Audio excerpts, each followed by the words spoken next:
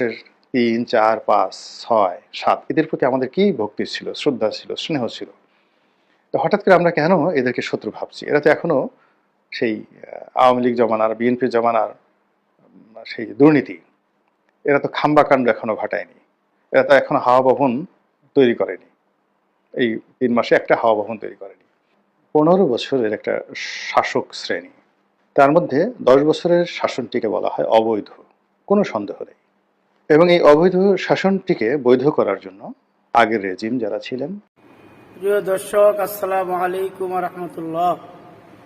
দয়া করে আমার ইলিয়াস টিভিকে সাবস্ক্রাইব করবেন, যেন আমি ভিডিওগুলো দিলে আপনারা সবার আগে ভিডিওগুলো দেখতে পারেন। যারা সাবস্ক্রাইব করেছেন তাদের প্রত্যেককে ধন্যবাদ। চলুন ভিডিওটা দেখে আসি। ফাঁস, নাউজুবিল্লাহ মিন যালিক, এটা যেন আমাদের সন্তানদের জীবনে না ঘটে। তো এটা ক্রমশ এগিয়ে আসছে। এখন আর প্রতি বিপ্লবের কথা কেউ বলছে না, বলছে বিপ্লব ব্যর্থ হতে চলেছে। এবং এই বিপ্লবের যারা নায়ক, সমন্বয়ক যারা রয়েছেন, তারাই এখন দশমুখে এই কথাগুলো বলছেন। তাদের নিজেদের মধ্যে অন্তর্দ্বন্দ্ব দেখা দিয়েছে। অনেক সমন্বয়ক, যাদের সংখ্যা ছিল লক্ষ লক্ষ, তারা এখন সেই লাখ লাখ সমন্বয়কের কোঠা থেকে হাজার থেকে শততে নেমে এসেছে, শতর নিচে, ১০০ নিচে নেমে এসেছে। এখন তারা যদি কোথাও ডাকে ১০০ জন লোক তারা জড়ো করতে পারে না। তাদেরকে ছাত্র শিবির থেকে লোক ভাড়া করে আনতে হয়, মানে দাওয়াত করে আনতে হয়। গণ অধিকার পরিষদ থেকে, যেটা রেজা কিবরিয়ার অংশ, ওই তারেক সাহেব যেটা আছেন, তারেক রহমান সাহেব, মানে রেজা কিবরিয়ার দলের যিনি নাম, যাকে বলা হয় নেতা, তো সেই তারেক রহমান সাহেব, তাকে আসতে হয় লোকজন নিয়ে। এই সমন্বয়কদেরকে হেল্প করার জন্য বঙ্গভবনের সামনে যেতে হয়, তারপর জাতীয় পার্টির অফিসের সামনে যেতে হয়, রাজু ভাস্কর্যে আসতে হয়। তো এই জিনিসগুলো হচ্ছে, যেগুলো হওয়ার কথা ছিল না। এটা হলো এখন প্রতি বিপ্লব নয়, ব্যর্থতার লক্ষণ।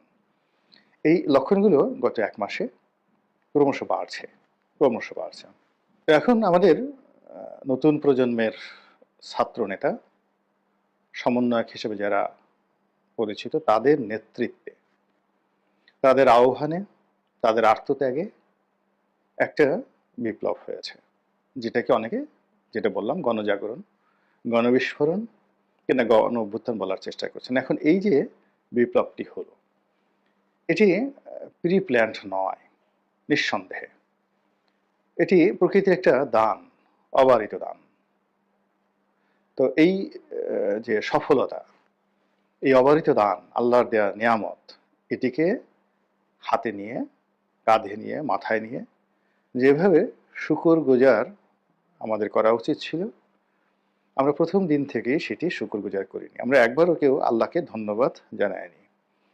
আল্লাহ যে বলেছেন, ওয়াম্মা বি নিয়ামাতে রব্বিকা ফাহাদ্দিস, যে তোমাদের প্রতি যে নিয়ামত আল্লাহ দেন, সে নিয়ামত পাওয়ার পর সর্বদা সেই নিয়ামতের শুকর গুজার করো।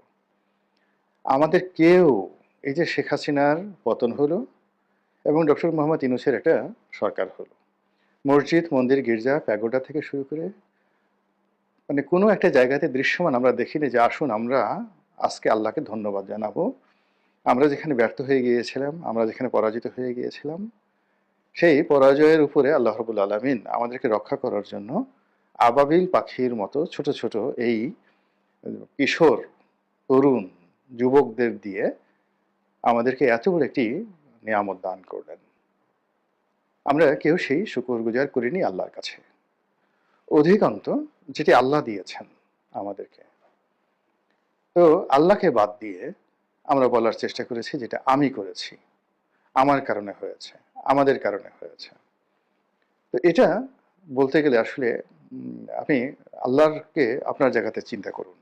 এই যে উপদেষ্টা মণ্ডলী, এই উপদেষ্টা মণ্ডলীর কয়জন ৫ ওয়াক্ত নামাজ পড়েন, কয়জন কোরআন শরীফ পড়েন, কয়জন এই যে শতকরা ৯০% মুসলমানদের যে নেতা, সে নেতা হিসেবে ইসলামী তাহাজিব এবং তমুদ্দুন এটাকে ধারণ করেন। এর মধ্যে যারা আছেন, কয়জন সত্যিকার অর্থে আল্লাহু আকবার, মানে আল্লাহ সর্বশ্রেষ্ঠ, সর্বশক্তিমান এবং আল্লাহু আকবারের যে তফসির, সকল কিছু আল্লাহর, এই জিনিসটি মনে প্রাণে বিশ্বাস করেন কয়জন আছেন বলেন? এবং এটা যে কতগুলো একটা নির্মম কান্না বিজড়িত একটা কথা, এই ছেলেগুলোর দিকে আপনি চিন্তা করেন যে আগস্ট মাসের ৩, ৪, ৫, ৬, ৭ এদের প্রতি আমাদের কি ভক্তি ছিল, শ্রদ্ধা ছিল, স্নেহ ছিল। তো হঠাৎ করে আমরা কেন এদেরকে শত্রু ভাবছি? এরা তো এখনো সেই আওয়ামী লীগ জমানার, বিএনপি জমানার সেই দুর্নীতি, এরা তো খাম্বাকাণ্ড এখনো ঘটায়নি। এরা তো এখনো হাওয়া ভবন তৈরি করেনি। এই ৩ মাসে একটা হাওয়া ভবন তৈরি করেনি। ১৫ বছরের একটা শাসক শ্রেণী, তার মধ্যে ১০ বছরের শাসনটিকে বলা হয় অবৈধ, কোনো সন্দেহ নেই। এবং এই অবৈধ শাসনটিকে বৈধ করার জন্য আগের রেজিম যারা ছিল